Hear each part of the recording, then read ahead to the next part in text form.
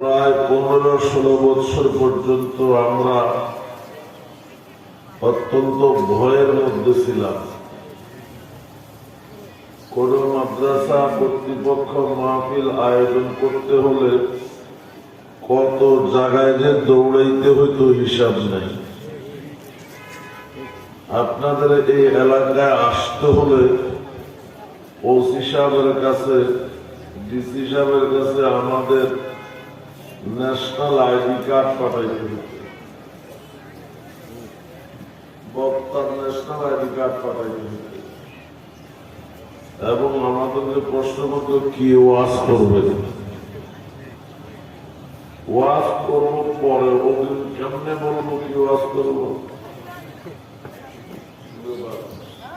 এখানে যেহেতু আলেম আমাকে আমার মশা না, আমার পাশে আলেম না থাকলে আমার কথা বলতে কষ্ট হয়। আলহামদুলিল্লাহ, ছাত্র জনতার আন্দোলনের ফসল হিসাবে গত 5 আগস্ট আমাদের সকল পেরেশানি দূর হয়ে গেছে। এখন আমাদের জন্য সুবর্ণ সুযোগ, আমরা এখন আরামে কিছু ঘুমাইয়া নিব। এখন আর টেনশন নেই, এখন আমাদের ঘুমের টাইম। কি বলেন? এখন আমাদের আর কাজ নাই, স্বৈরাচার পেশিবাদ নাই। আল্লাহ রাসূল সাল্লাল্লাহু আলাইহি ওয়াসাল্লাম মক্কা থেকে হিজরত করে মদিনায় যাওয়ার 6 বছর পরে 6ষ্ঠ হিজরি সনে স্বপ্নে দেখলেন সাহাবায়ে কেরামকে নিয়ে মক্কাতে গিয়া কাবাগর তাওয়াফ করতেছেন, সাফা মারওয়া সাই করতেছেন এবং মাথার চুল কাটতেছেন। নবীদের স্বপ্ন 100 বার সত্য। নবীরা জাগ্রত অবস্থায় জিবরাইল ফেরেশতার মাধ্যমে কোন বিষয় আদিষ্ট হলে সেটা করা যেমন ফরজ, স্বপ্নে কোনো কিছু দেখলে সেটা করাও ফরজ। 6 বছর ধরে মক্কার মুসলমানেরা, মদিনার মুসলমানেরা মক্কা যাইতে পারে না, কাবা ঘর দেখতে পারে না। সবার দিলের মধ্যে প্রচন্ড আগ্রহ। নবীজি যখন স্বপ্ন বর্ণনা করলেন, সাহাবারা বলল আমরা প্রস্তুত, আমরা মক্কা যাব, কাবা ঘর তাওয়াফ করব। জামাত তৈরি হলো 1500 সাহাবী। কত? 1500। প্রায় 1500 সাহাবায়ে কেরামের জামাত নিয়ে নবীজি মক্কা থেকে রওনা হলেন, মদিনার থেকে রওনা হলেন মক্কার দিকে। মক্কা থেকে 3 মাইল দূরে থাকতে হুদাইবিয়া নামক জায়গায় পৌঁছার পরে কাফেররা বাধা দিল। আমরা আব্দুল্লাহর পুত্র মুহাম্মদকে মক্কায় প্রবেশ করতে দেব না। নবীজি তাদেরকে বুঝাবার চেষ্টা করেছেন, আমরা শুধুমাত্র উমরা করতে এসেছি, যুদ্ধ করা আমাদের কোনো ইচ্ছা নেই, উমরা করব, চলে যাব। কাফেররা মানতে নারাজ। নবীজি হযরত উসমান রাদিয়াল্লাহু তাআলা আনহুকে মক্কায় পাঠালেন, তুমি যাইয়া তাদেরকে বুঝাও, কারণ তোমার দান অনুদান মক্কার ঘরে ঘরে আছে, চক্ষু লজ্জায় হলেও তোমার কথা মানবে। মক্কাবাসী বলল, উসমান আপনার যতবার মনে চায় তাওয়াফ করেন, কোনো বাধা নাই, কিন্তু আব্দুল্লাহর পুত্র মুহাম্মদের মক্কায় প্রবেশের অনুমতি নেই। ওসমান রাদিয়াল্লাহু তাআলা বললেন, আমার নবী ছাড়া কাবা তাওয়াফ করা তো দূরের কথা, কাবার দিকে দেখতেও আমি রাজি নেই। সুবহানাল্লাহ বলেন। কাফেরদের ওসমানের দিলে নবীর প্রতি এত মহাব্বত, দেখি নবীর দিলে ওসমানের প্রতি কি মহাব্বত। ওসমান রাদিয়াল্লাহু তাআলা কে বন্দী করে রেখে দিল, আর হুদায়বিয়া খবর পাঠালো কদ কুতিলা ওসমান, ওসমানকে শহীদ করা হয়েছে। ওসমান গিয়েছে নবীর দূত হিসাবে। দূতকে হত্যা করা পৃথিবীর কোন নিয়মের মধ্যে নাই। এই জঘন্য কাজ কেন করলো? নবীজি সাহাবায়ে কেরামকে বললেন, তোমরা আমার হাতে হাত দিয়া ওয়াদা করো, ওসমানের রক্তের প্রতিশোধ না নিয়ে মদিনায় ফিরে যাব না। প্রতিটি শব্দ খেয়াল করবেন এবং মনে রাখতে হবে। 1500 সাহাবায়ে কেরাম ওসমান রাদিয়াল্লাহু তাআলা আনহু রক্তের প্রতিশোধ নেওয়ার জন্য নবীজির হাতে হাত রেখে বায়াত হতে লাগলো। ওসমান কি আসলে শহীদ হয়েছে? বন্দী হয়েছে, শহীদ হয়নি। তো নবীজি যদি আলেমুল গায়ব হতেন, নবীজি জানতেন ওসমান শহীদ হয় না, নবীজি এত বিচলিত হতেন না। নবীজি যখন বায়াত নিচ্ছেন, নবীজি বললেন, এটা আমার হাত, মধ্যে সাহাবীর হাত। নবীজি আরেকটা হাত দেখায় বলেন, মনে করো এটা ওসমানের হাত। তোমাদের এই বায়াত আমার এবং ওসমান রাদিয়াল্লাহু তাআলার হাতের উপরে হচ্ছে। আল্লাহ জিবরাইলকে পাঠায়া আয়াত নাযিল করলেন, ইয়াদুল্লাহি ফাওকা আইদিহিম, নিচে আপনার হাত, মধ্যে সাহাবীর হাত, এরপরে আপনি আরেকটা হাত দেখায়া বলছেন ওসমানের হাত। আমি আল্লাহ ঘোষণা দিচ্ছি এর উপরে আমার কুদরতি হাত।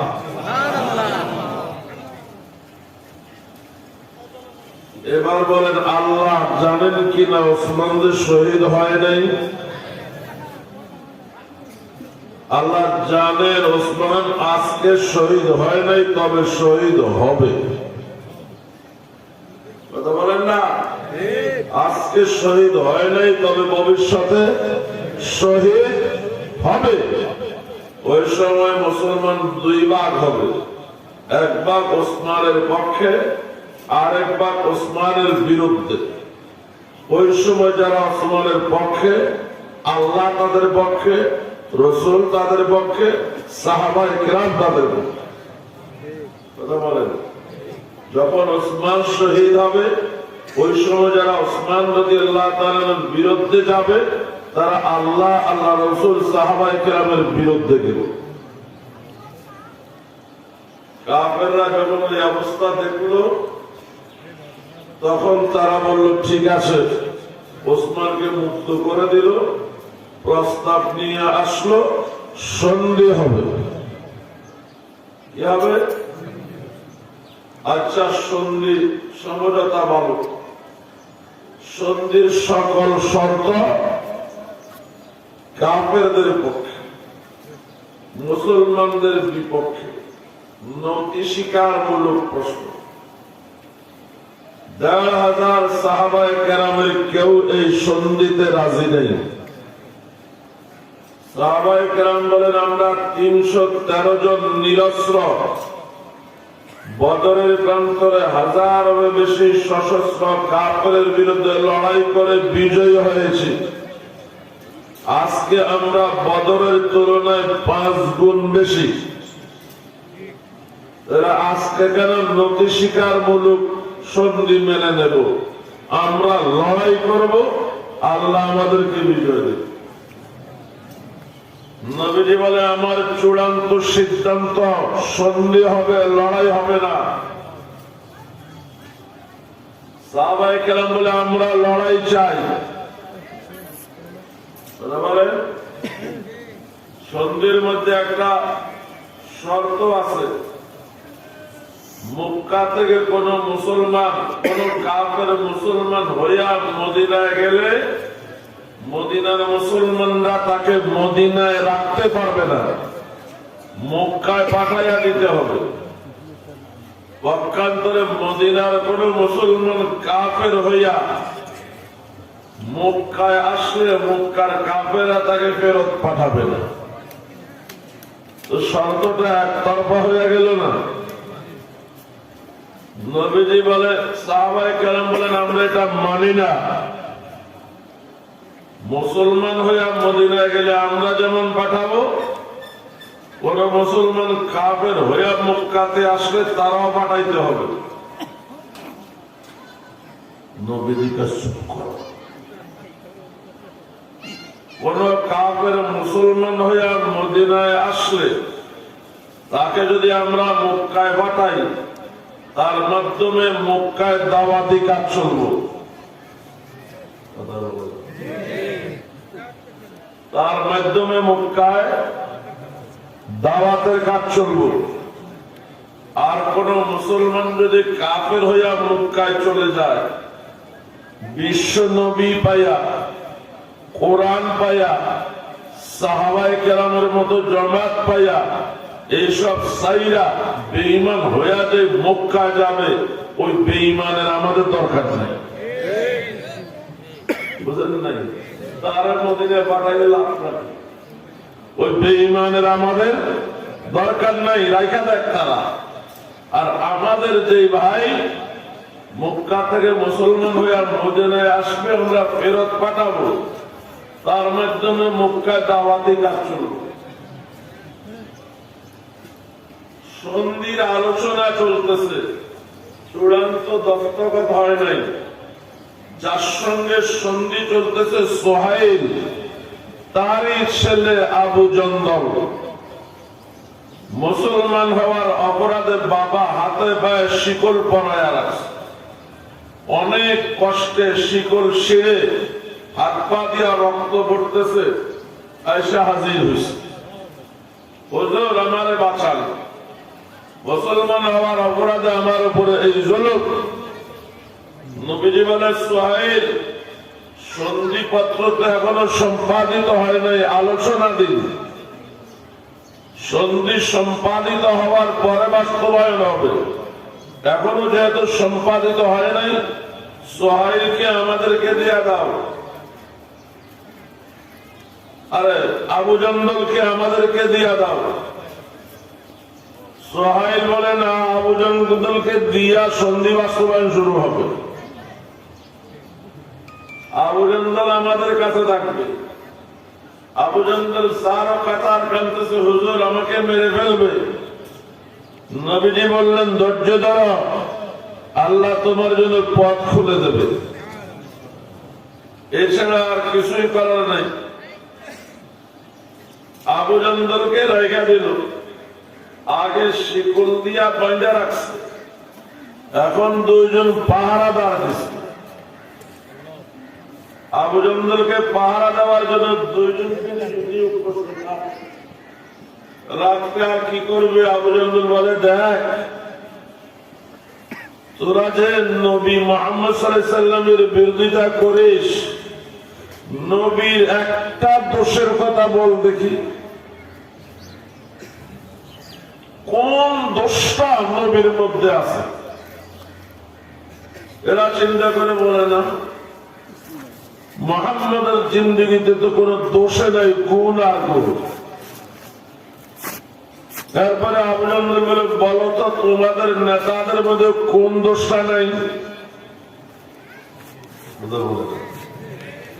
তোদের নেতারা মিথ্যা বলেনি, বলে, সুদ খায়নি, খায়, সন্ত্রাসী করেনি, করে, ধোঁকাবাজি করেনি, করে, মেয়ে শিশুকে হত্যা করেনি, করে।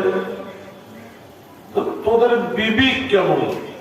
সর্বদোষে দোষী নেতাকে মানিস, সর্বগুণে গুণান্বিত নেতার বিরোধিতা করিস। বুঝলেন এই কথা? তোরা কেমন মানুষ?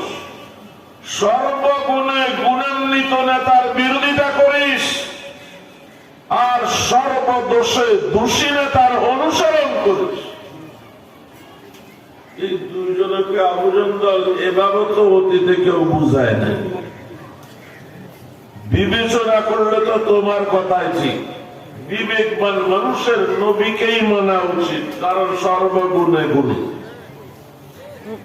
আর আমাদের নেতাদেরকে প্রত্যাখ্যান করা উচিত, কারণ তারা সর্বদোষে দোষী। আবু জন্দল মুসলমান বানায়া দাও। আবু জন্দলের বাপে দেখে সকালে উঠে 3 জনের ফজরের জামাত চলতেছে। এখন এই 3 জনকে পাহারা দেওয়ার জন্য নিয়োগ করছে 5 জন। 3 জনে মিলে সারা রাত 5 জনের বুঝাইছে। পরের দিন দেখে 8 জনের জামাত চলতেছে। এই 8 জনকে পাহারা দেওয়ার জন্য 12 জন, পরের দিন দেখে 20 জনের জামাত চলতেছে। এখন ওই এক আবু জন্দলের মাধ্যমে মক্কায় ইসলামের বিপ্লব ঘটে যাচ্ছে। তাড়াতাড়ি মদিনার প্রতিনিধি পাঠাইছে, হুজুর একটা শর্ত উঠাই ফেলেন। তো মক্কা থেকে মুসলমান হইয়া মদিনায় গেলে মদিনায় থাকবে, মক্কায় না। আর কেউ মক্কা থেকে মদিনার থেকে কাফের হইয়া মদিনায় আসলে, মক্কায় আসলে আপনারা নিয়ে যাবেন। নবীজি বললেন সন্ধির শর্ত একটা উঠানি যায় না, উঠালে পুরা সন্ধি উঠাইতে হবে। সন্ধি যেভাবে হয়েছে এভাবে থাকবে, অথবা পুরা সন্ধিটাই বাতিল হবে। এরকম একটা শর্ত উঠাইবার নিয়ম নাই। নিরুপায় হয়ে মদিনার থেকে ফিরে আসছে। আয়েশা বললে, আবু জন্দল সন্ধিতে শর্ত দিয়া মদিনায় যাওয়ার পথ আমরা আগেই বন্ধ করেছি, মক্কাতে রাখার উপায় নাই, ঘটনা খারাপ হয়ে যাচ্ছে। মদিনায় যাওয়ার ব্যবস্থা নাই, মক্কায় রাখার সুযোগ নেই। কোথায় যাবি? যা মক্কা সাফ। কথা বলেন, মক্কা সারো। আবু জন্দল নিরুপায় হয়ে তার বাহিনী নিয়ে মক্কা থেকে সিরিয়ায় যাওয়ার পথে রাস্তার পাশে এক পাহাড়ে কাটি গাছ। মক্কার কাফেলা সিরিয়ায় ব্যবসা করতে যাইতেও ধরে, আইতেও ধরে। এই জমাতে লোক বাড়তে বাড়তে 400 পার হয়ে গেছে। কত? 400। আবু সুফিয়ানের এক বিশাল কাফেলা সিরিয়া থেকে ব্যবসা করে আসতেছে।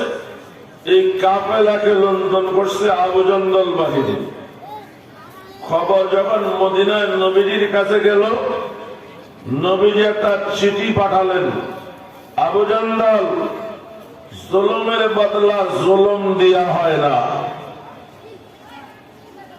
তারা করেছে জুলুম, তুমি তাদের মালামাল লুট করে তুমিও করবা জুলুম, এটা হয় না।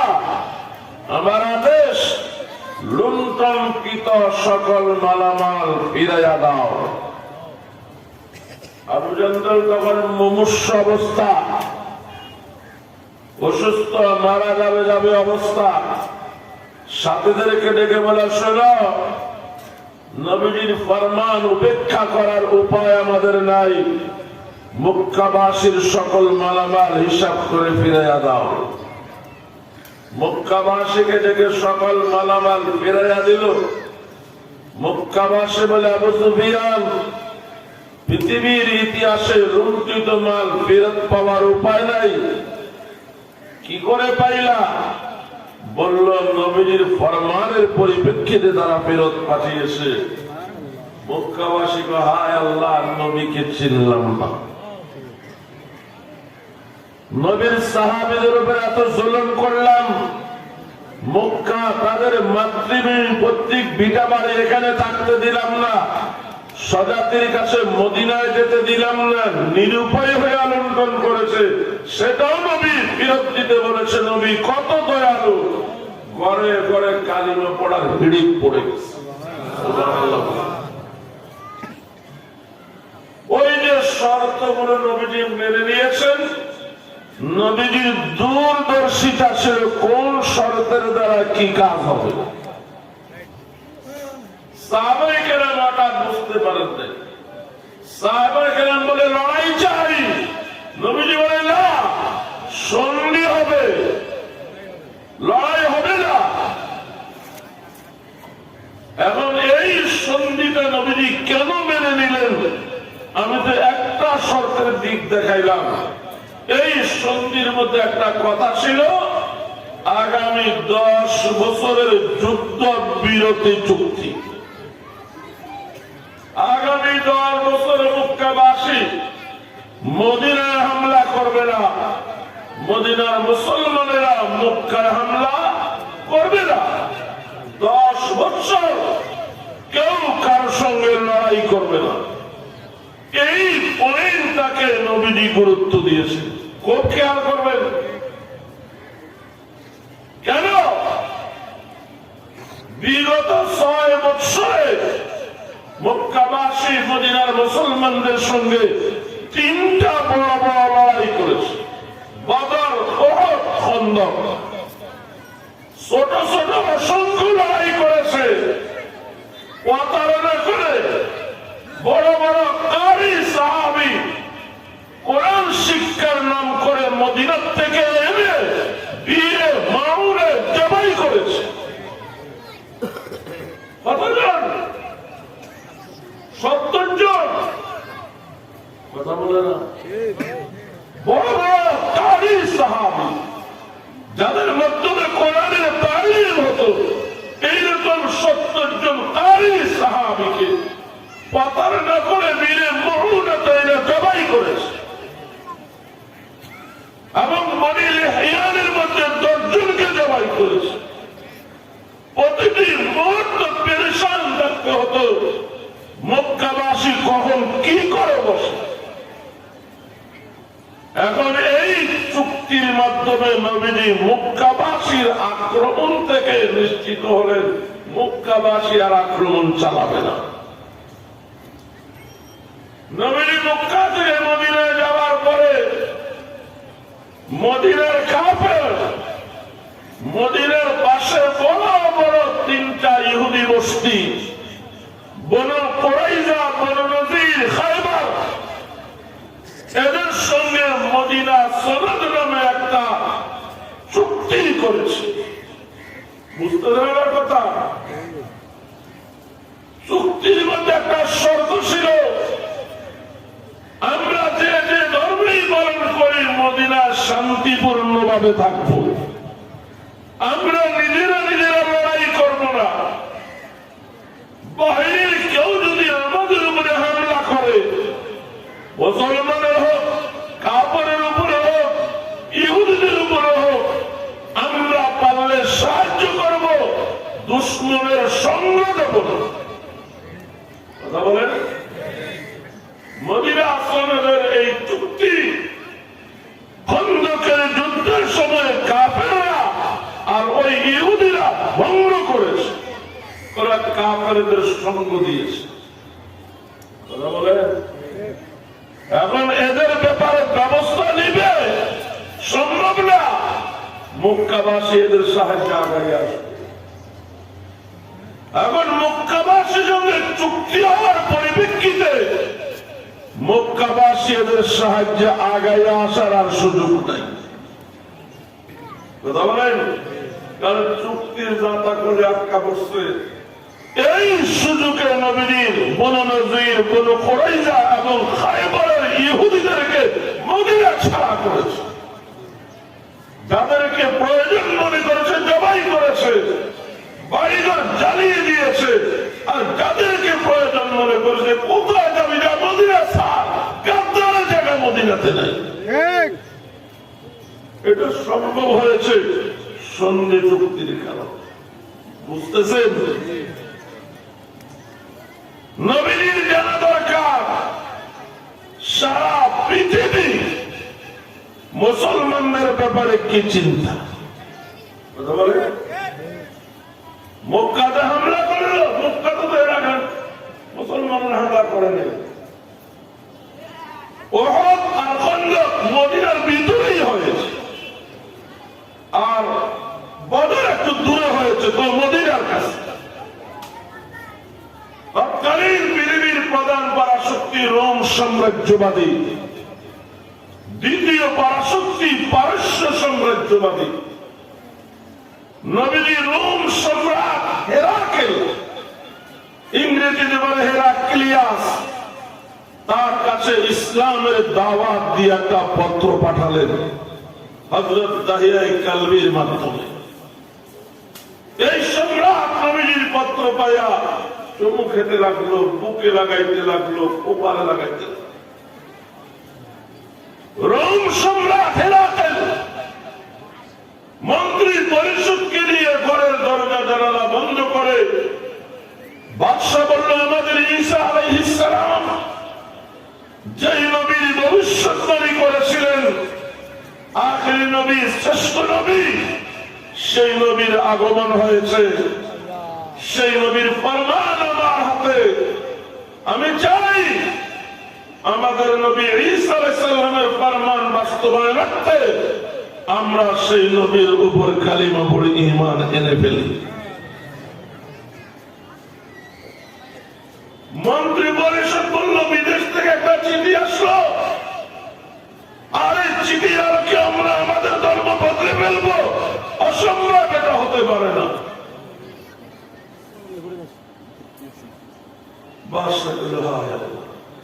এই গাধাগুলো তো সত্য মানতে চাচ্ছে। বলেন, এটা তো সত্য কথা হিসাবে আমি বলে গেছেন তাদের জন্য, কিন্তু গাধাগুলো তো সত্য মানতে চাচ্ছে না। আমি জোর করে মানাইতে গেলে জীবনও যাইব, ক্ষমতাও যাইব। এরা বললে আমি এটা পরীক্ষা করেছি, কথা ঘুরাইয়া দিল, জীবন বাঁচাবার জন্য আর ক্ষমতা রক্ষার জন্য। আমি পরীক্ষা করেছি তোমাদের ধর্মের উপরে তোমাদের আস্থা বিশ্বাস কত দূর আছে। তোমাদের বিশ্বাস দৃঢ়তা দেখে খুশি হইলাম। সম্রাট পাইছে গেল, পত্রবাহককে ডেকে বলল, ক্ষমতা আর জীবন হারাবার ভয় না থাকলে আমি ঠিকই মুসলমান হয়ে যাই না। আমি তোমার নবীর এই পত্রকে সম্মান জানাই। তুমি এক কাজ করো, রোমের সবচেয়ে বড় গির্জার বড় হুজুর, বড় পাদ্রী, পোপ, যার নাম জাগাতির রুমি, তার একটা প্রভাব আছে পুরা খ্রিস্ট জগতের উপরে। চিঠিটা তার কাছে নিয়ে যাও। বুঝতেছেন